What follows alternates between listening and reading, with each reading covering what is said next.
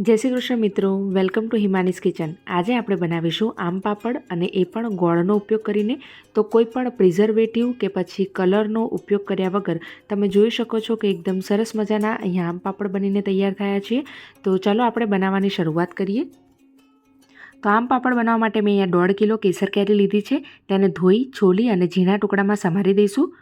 તો આમ પાપડ બનાવવા માટે બને ત્યાં સુધી તમારે કેસર કેરીનો ઉપયોગ કરવો, કારણ કે તેમાં નેચરલ મીઠાશ હોય છે। બધી જ કેરીને આપણે આ રીતે મિક્સર જારમાં લઈ લઈશું। હવે ઘણા લોકો આ આમ પાપડ બનાવતી વખતે આ સમયે ખાંડ એડ કરતા હોય છે, પરંતુ મેં અહીંયા ગોળ ઉપયોગમાં લીધો છે। તો અહીંયા જેટલો તમને જરૂરી લાગે એટલો ગોળ એડ કરવાનો। મેં અહીંયા 1 વાટકી એડ કરેલો છે અને 1/4 ચમચી ઇલાયચી પાવડર અને ચપટી મીઠું એડ કરીને તેને ગ્રાઇન્ડ કરી દઈશું। ગ્રાઇન્ડ કરતી વખતે પાણી બિલકુલ એડ નથી કરવાનું। તો ગ્રાઇન્ડ થઈ ગયા પછી આ રીતે તેને એકવાર ગાળી લઈશું, જેના કારણે જે ગાંઠા રહી ગયા હોય તેમાં આવી જાય। એકદમ સ્મૂથ પેસ્ટ આ રીતે તમારે તૈયાર કરવાની છે। તૈયાર કરેલ પેસ્ટને આપણે ગેસ ઉપર મીડિયમ ટુ હાઈ ફ્લેમ ઉપર 10 થી 12 મિનિટ માટે તેને હલાવવાની છે।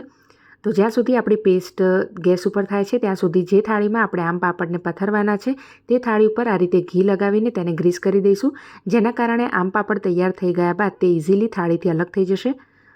તો આશરે 12 થી 13 મિનિટ પછી અહીંયા આપણું જે પેસ્ટ છે એ એકદમ સરસ રીતે કૂક થઈ ગઈ છે। તેને ચેક કરવા માટે આ રીતે ચમચાના પાછળના ભાગમાં તમે આ રીતે આંગળી અડાડશો તો એકદમ ક્લીન તે રહેશે। તો સમજી લેવું કે આપણી પેસ્ટ રેડી છે। થોડું થોડું મિશ્રણ બંને થાળીમાં એડ કરીને એકદમ સરસ રીતે તેને પાથરી દઈશું। તો કંઈક આ રીતે આપણે બંને થાળીમાં મિશ્રણને પાથરી દીધું છે।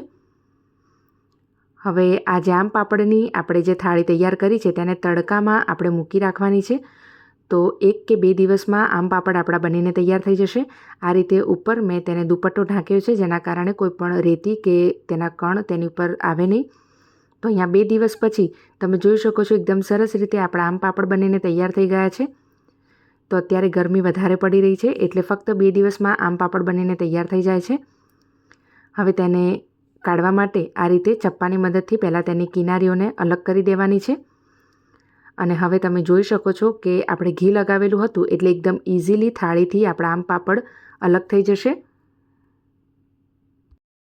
તો અહીંયા તમે જોઈ શકો છો કે આપણે કોઈ પણ જાતનો ફૂડ કલર પણ એડ નથી કર્યો, છતાં પણ આમ પાપડનો એકદમ કલર સરસ આવી ગયો છે।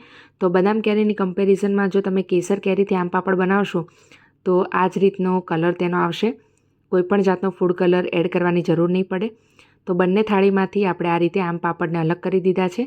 તમે જોઈ શકો છો કે જે આમ પાપડ છે એકદમ ટ્રાન્સપરન્ટ બનીને તૈયાર થયા છે અને ખાવામાં પણ એકદમ ટેસ્ટી બનીને તૈયાર થાય છે। તો ખાંડની જગ્યાએ ગોળનો ઉપયોગ કરીને એકદમ હેલ્ધી એવા આમ પાપડ નાના બાળકોની સાથે સાથે મોટાને પણ ભાવે તેવા બનીને તૈયાર થાય છે। તો આ રીતે બની ગયા પછી તમે તેને મનપસંદ શેપમાં કટ કરી શકો છો।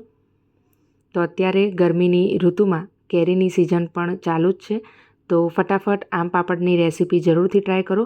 અને જો મારી રેસીપી પસંદ આવે તો રેસીપીઓને લાઇક કરી મારી ચેનલને સબસ્ક્રાઈબ અને વધુમાં વધુ તમારા ફ્રેન્ડ્સ અને ફેમિલીમાં શેર કરો। Thank you.